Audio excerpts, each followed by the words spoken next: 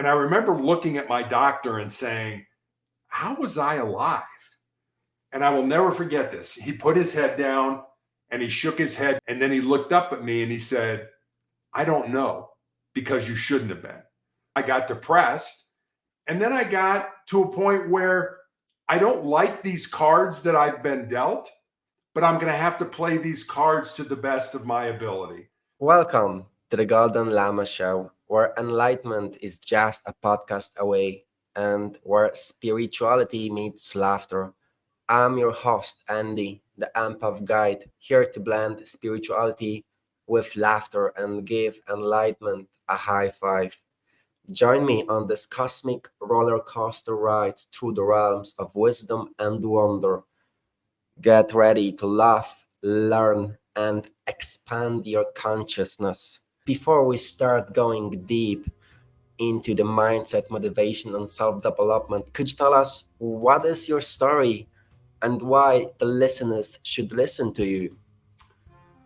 Yeah, those are those are kind of two different animals to tackle. I was born and raised on the south side of Chicago, one of the larger cities here in the United States. I am the oldest of three boys. You can't tell this from looking at me or from my voice, but I'm 6'8" tall and actually went to college on a basketball scholarship.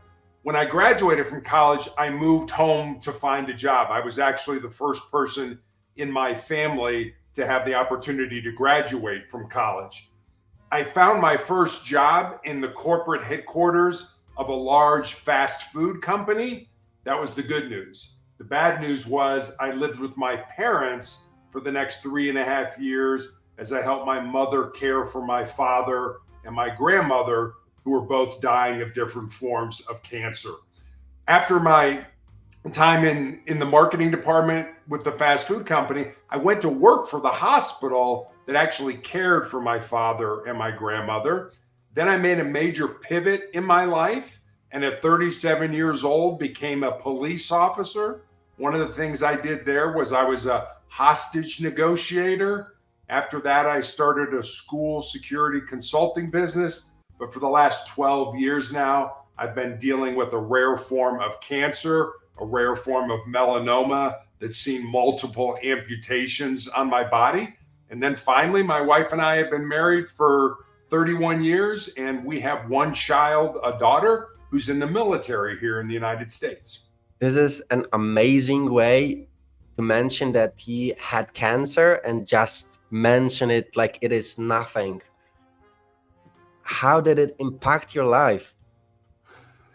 It turned it on its head. I mean, it turned my life upside down. In 2012, I was a girls' high school basketball coach, and I had a callus break open on the bottom of my foot, right below my third toe. And initially, I didn't think much of it because as a coach, you're on your feet a lot.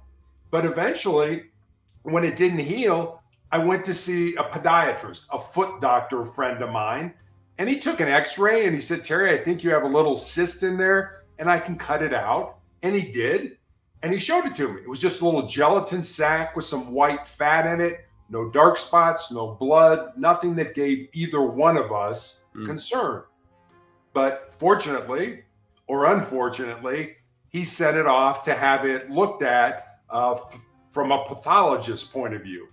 And 2 weeks later, I received a call from him. And as I mentioned, he was a friend. And the more difficulty he was having telling me what was going on, the more frightened I was becoming. Until finally, he just laid it out for me, Andy. And he was like, Terry, I've been a doctor for 25 years, and I have never seen the form of cancer that you have. You have an incredibly rare form of melanoma. And most people think of melanoma as too much exposure to the sun. It affects the melanin, the pigment in our skin. Mine has nothing to do with sun exposure. It's a rare form that appears on the bottom of the feet or the palms of the hands. How did you took that message in? You know, I think I went through all the stages that we would associate with grief. You know, initially it was, I can't possibly have cancer. I've done everything right. You know, when my father was dying, I made a commitment. I'm going to see my doctor regularly. I'm going to eat right. I'm going to exercise. I'm not going to use alcohol or drugs. I'm not going to do all the things that we know to live a healthy life. And I had done that. And I get this rare form of cancer. And then I moved to anger. It was like, I can't possibly have cancer. I've done everything right in my life. And then there was a bargaining sort of with God. Our daughter was in high school at the time. And it was like, please, God, let me live long enough to see her graduate from high school. And then I absolutely got down. I got depressed. And then I got to a point where I don't like these cards that I've been dealt, but I'm going to have to play these cards to the best of my ability. And really, that's what I've been doing for the last 12 years. When I was diagnosed, I was told that I'd be dead in 2 years, that they really had nothing to offer me other than surgery. If the cancer was somewhere they could cut it out, they would. But other than that, they really didn't have much for me in terms of treatment. So they told me to get my affairs in order. And I thought, you know what? You gave me a death sentence. Maybe I can turn that death sentence into a life sentence. Is your family the one that motivated to keep pushing you? You mentioned your daughter and you mentioned all of the ups and downs in the process. Did your family wanting to see them well is what pushed you forward? I think part of it, yes, absolutely. I talk a lot of times about what I call what has gotten me through these 12 years, or what I call my 3 F's, which are faith, family, and friends. I have a very strong faith in God. I believe I'm here for a reason, and I believe I'm still here for a reason. 12 years later, after I was told I'd be dead 10 years ago, that there's a reason I'm here. And absolutely my family. If it hadn't been for my family, I would probably not be here talking to you. There have been several times where they have caught things or seen things in my physical health where they're like, wait a minute, that's not good. That's not right. We need to go to the doctor and have that looked at. If those had progressed and I hadn't noticed them, then there's a good chance I wouldn't be here right now. So I think faith, family, and friends are just, I mean, that's what life is about. Life isn't about, making money and being important and influential. None of that stuff comes with you after you die. But the relationships, the connections that we have with each other, those things I think are eternal. Those things live on. And I don't think in a lot of ways, especially in the West, we don't spend a lot of time worrying about those connections with other people. Right now, we've got this mindset of it's all about me. I'm the most important thing in the world. You're not the most important thing in the world. We're better together than we are separately. It seems that only when we know our time is limited and what we can lose, we give importance to the things that truly matter. And so many of us are still struggling with it. Did you blame God that He put such a harsh challenge on you, and did it impact your faith? No, I never blamed God. I never asked why me? Why not me? What makes me any more special than somebody else? Why shouldn't I get cancer? So I asked why I got it, but I never blamed God. And that's been sort of a mystery in my life. I had some genetic testing done of all 88 genes that doctors either know of or suspect cause every form of cancer that we know about. And I have no mutations in any of my genes, which begs the question, why did I get this incredibly rare form of cancer? Nobody's been able to answer that question, and it's not a question I dwell on. I have it. I absolutely have it. So why worry about the fact of why I got it? I got it. And I know genetically I'm not passing anything on to my daughter. So, okay, I've got it. How can I live with it? How can I be an example of somebody that models what God wants? We're going to give you things. When you ask for patience, does God give you patience, or does God put you in a situation where you can be more patient? When we ask for strength, does God give us strength, or does God put us in a position where we need to become stronger? And I think it's the latter. I think God puts us in situations where they make us better human beings. And I'll tell you two things that I've learned from my cancer journey. And I've learned a lot of things, but two things are: number one, I don't think you really know yourself until you've been tested by some form of adversity in your life. And secondly, and this is going to sound weird to probably a lot of your audience, but secondly, cancer has made me a better human being. It's forced me to focus on the things, like you were just saying a minute ago, that are really important in life. You made the decision to be a role model. What was the process behind this decision? I never really said I wanted to be a role model. I just thought, I certainly asked for guidance. I certainly asked for assistance in figuring this out in my life. Like I said, you asked me, how did this affect my life? It turned my life upside down. Not only my life, but the life of my family, the life of my friends. And so, you look at this and you say, all right, how do you want this to go? I mean, I get up every morning and I am a Christian. So I say, all right, Jesus, I'm turning my life over to you. You guide me in the direction that you want me to go today. You put the people in my path that you want me to talk to, that you want me to work with. You do that. I'm just open to it. I'm open to whoever wants to come into my orbit, my world, so to speak. But I also feel that you have a choice, I guess, to decide how you're going to handle this. And I've seen people that have cancer that have turned their entire life over to a doctor, somebody with a bunch of initials after their name, and said, okay, I've got this disease. You manage my life now. You tell me what to do. I'm not one of those people.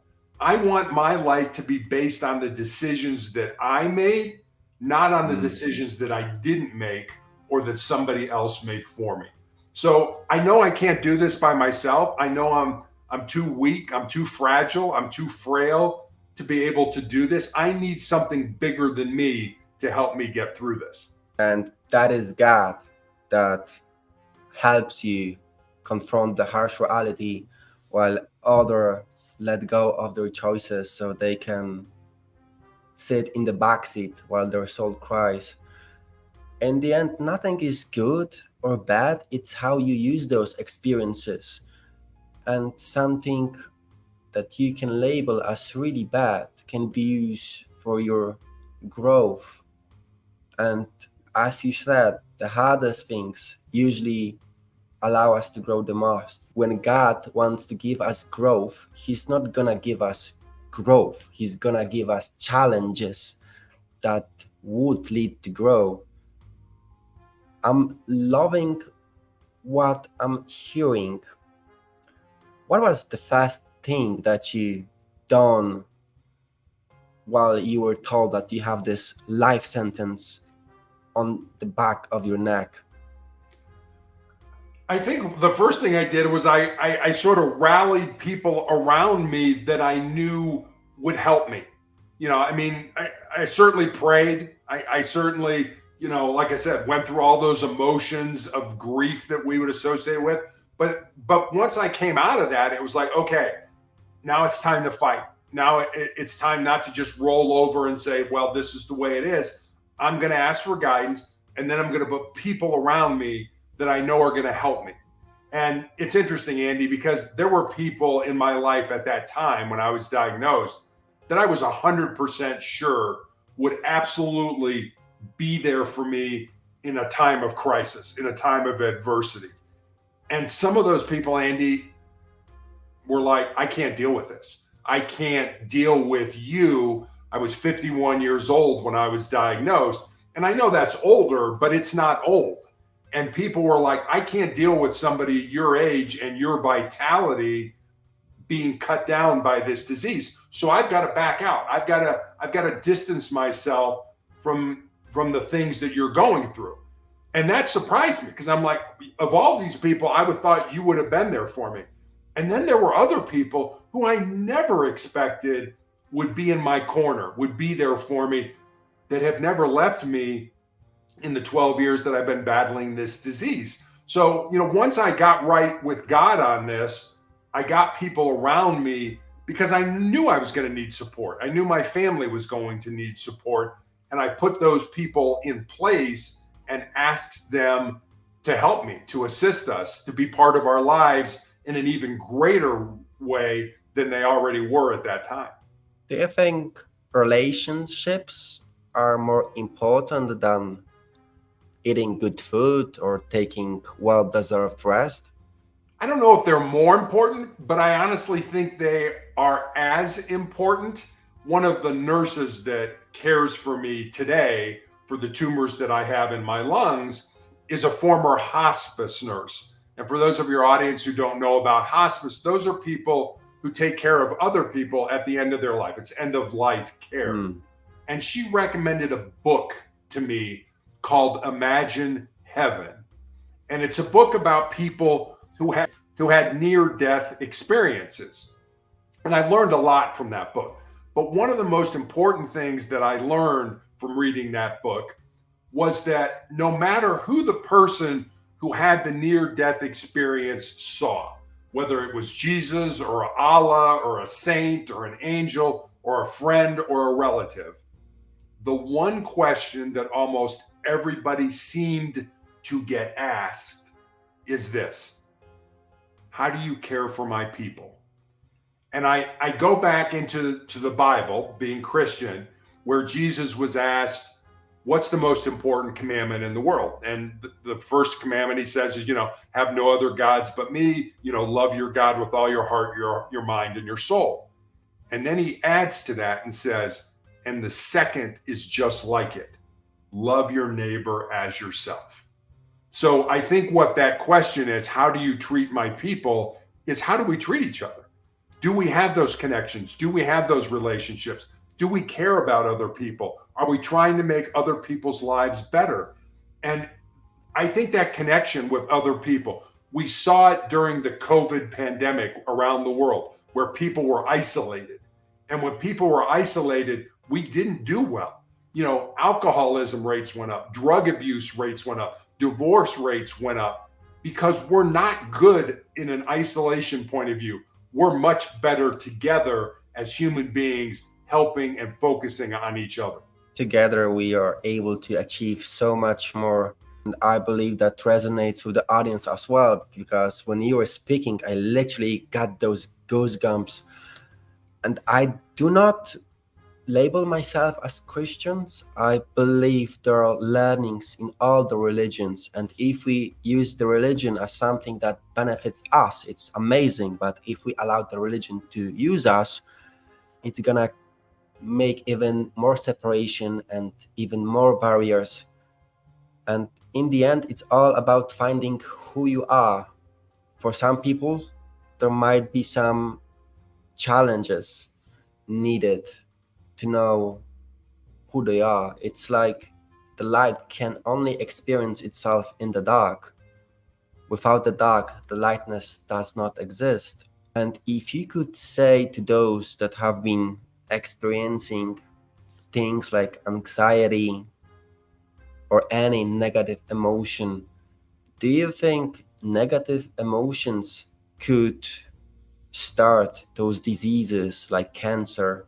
Or if so, could they contribute to them growing? I'm not a doctor, but I would say yes to your question. And you're right. We get anxious, we get nervous, we get concerned about so many things.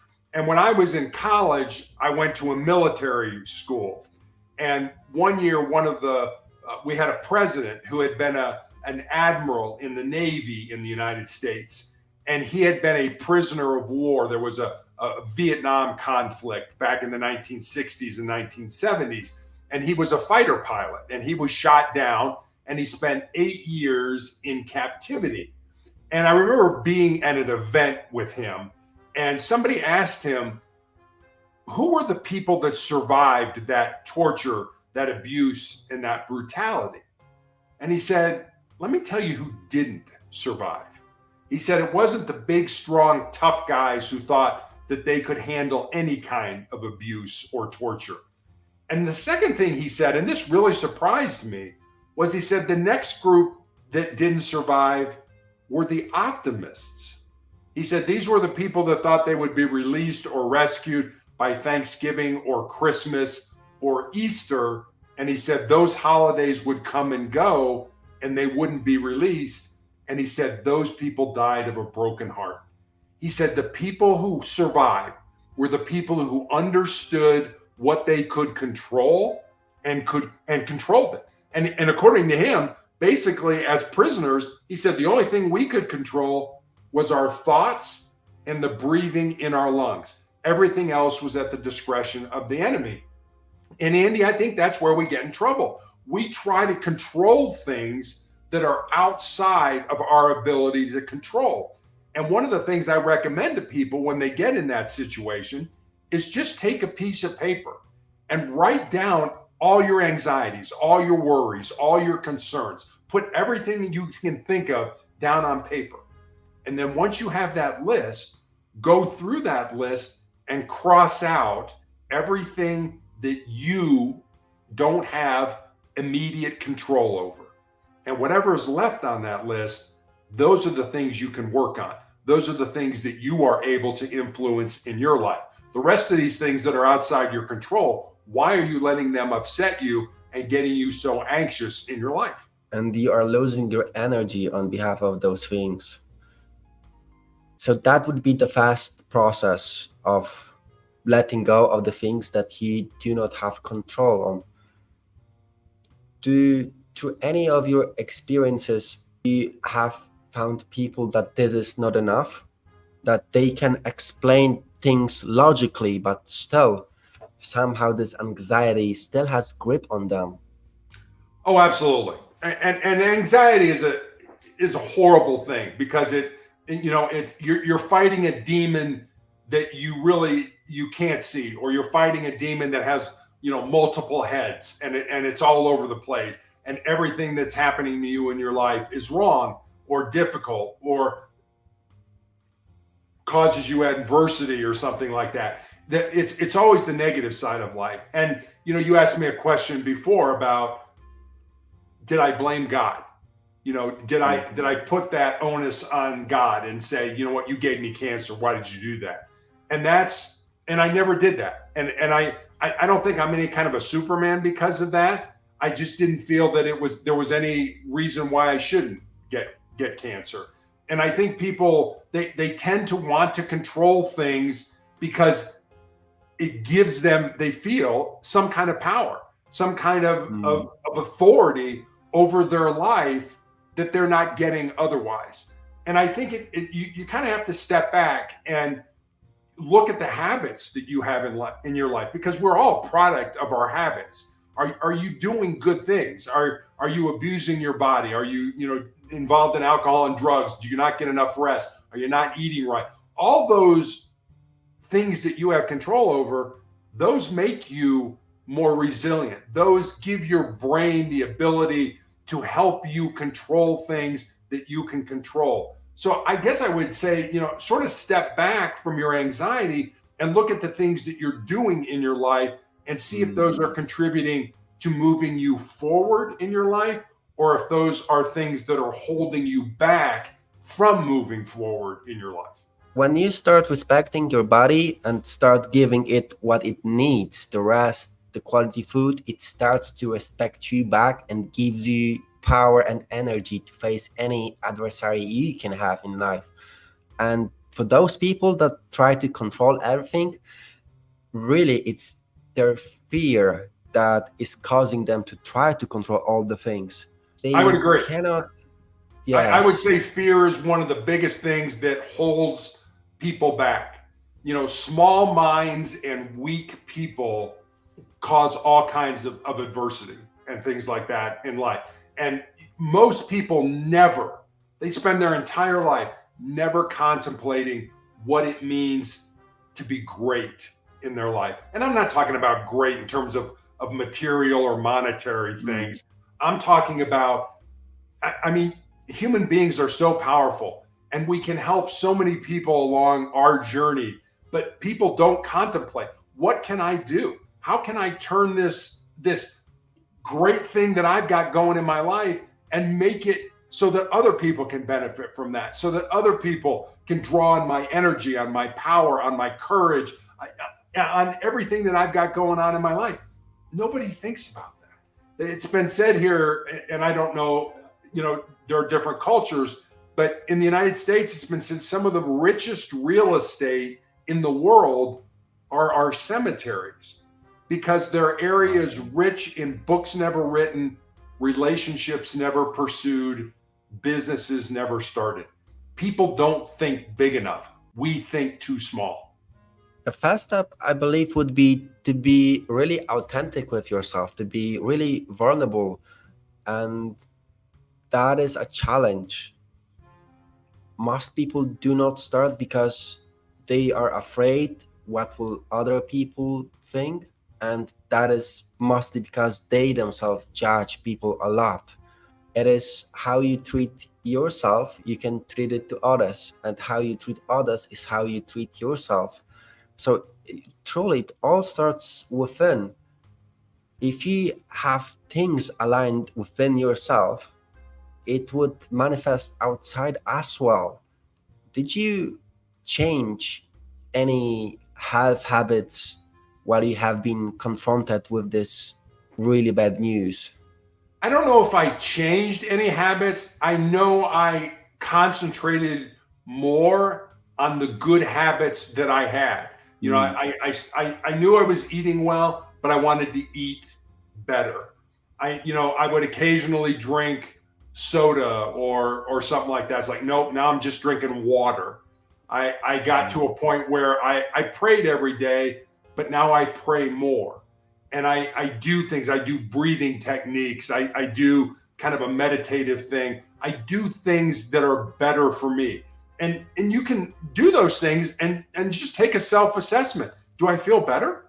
When I do Mm. that, do I feel better? If you don't, then maybe you shouldn't do that. But if you do, and it's like, yeah, that gives me more energy, that gives me more power, that gives me more focus in my life, then maybe I ought to continue to do that. So I don't know if I really changed anything that I was doing.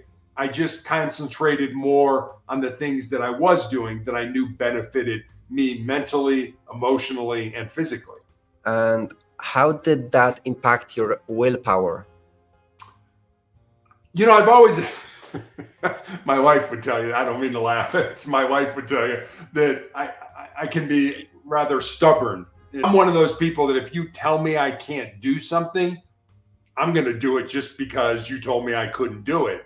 And my wife tells this story a little bit better than I do, but she said when I first found out I had cancer and I'd had my initial surgeries, that my doctor pulled her out of the room into the hall and said, "Look, I've got to tell him that he's probably going to be dead in 2 years. How is he going to handle that?" And she said, I just kind of laughed at your doctor and said, "Well, you go tell him that and see how he reacts to it." And I wasn't about to just take what the doctor said and roll over. Now I've seen people do that. I've seen people that have been told by their doctor, "You're going to be dead in 2 years." And Andy, almost to the day, 2 years later, they die. And I was like, you know what? You are giving me odds based on my age, on my physical health, and on the stage of my cancer, that based on those three things, I'm going to live another X years, 2 years, 3 years, 5 years, whatever that is. And what's intangible about that, or what's unknown about that from a doctor's perspective, is how you want to live your life. I want to see my daughter graduate from high school. I want to walk my daughter down the aisle on her wedding day. I want to see my grandchildren be born and grow up. And those things, having something to look forward to in your life, is incredibly powerful in continuing to give you a good quality of life. Having things that you want to do, having goals, having desires. having things that mean something to you in your life, that's what keeps people going. And you can always tell somebody who's ready to commit suicide in their life because they don't do any planning beyond a certain date. They start giving things away. Those are the negative side of it. The positive side is I have things to look forward to, and those things motivate me to continue to move forward in my life.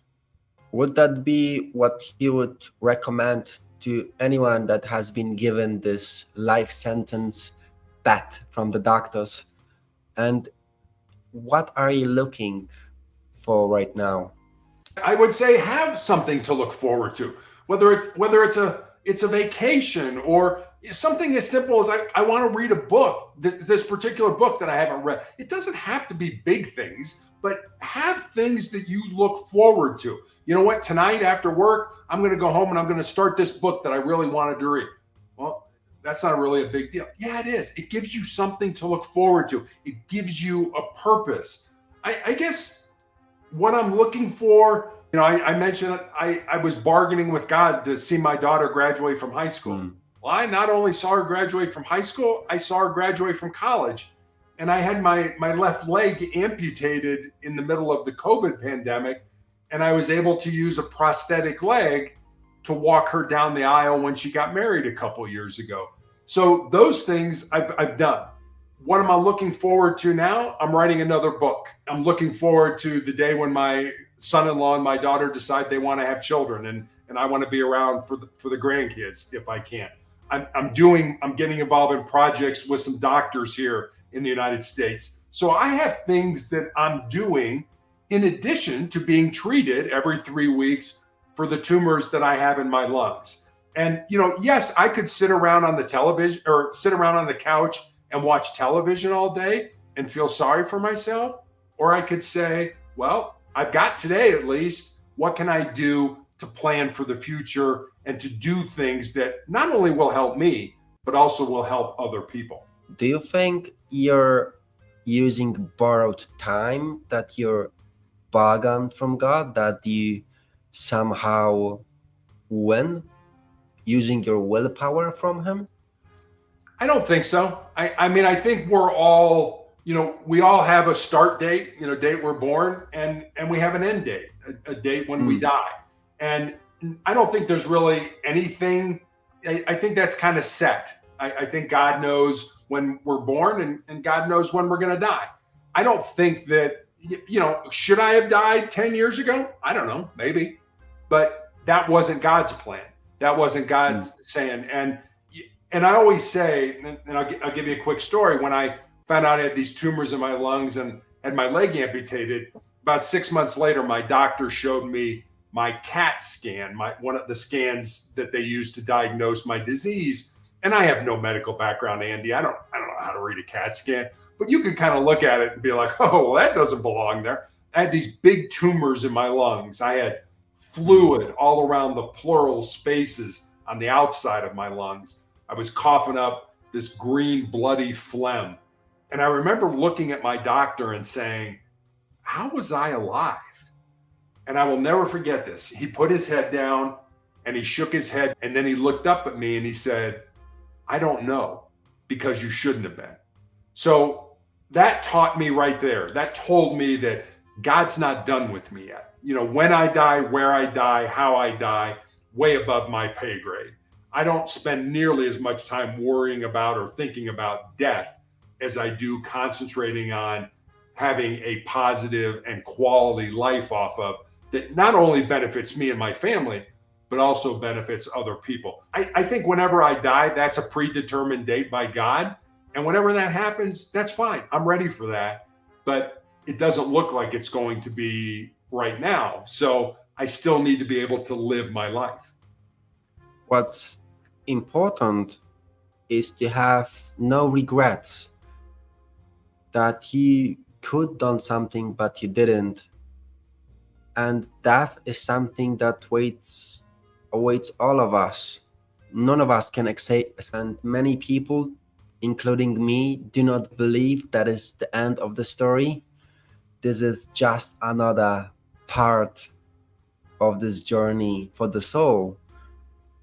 And Could you tell us if what resonates with people, where could they find you?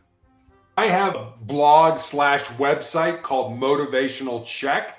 Every day I put up a thought for the day, and with that thought usually comes a question about how maybe you could apply that thought into your life. I have recommendations on my site for books to read, videos to watch. You can leave me a message. That's all at motivationalcheck.com. Thank you for being on the show.